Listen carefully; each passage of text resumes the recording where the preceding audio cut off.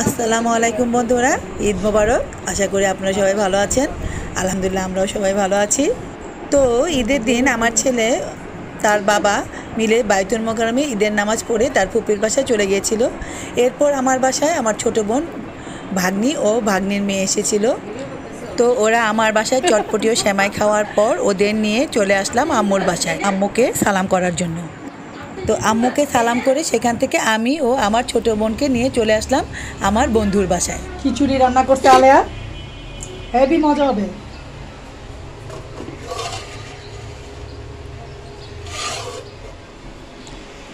আমার সাথে হয়েছে তখন, কিন্তু আবার মুরগি আমিও মুরগি টুরি খেলাম। বুড়া খিচুড়ি গরম দিলাম। হ্যাঁ শুনবি কেউ না খেলে দরকার নেই।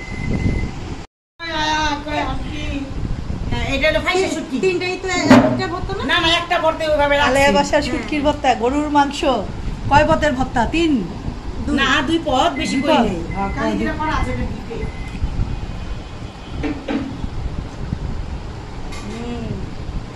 তো রাতের দিকে আমার মামাতো ভাই, বড় বোনের ছেলে ও ছোট বোনের ছেলে মেয়ে ঈদের দিন আমাদের সাথে দেখা করতে এসেছিল।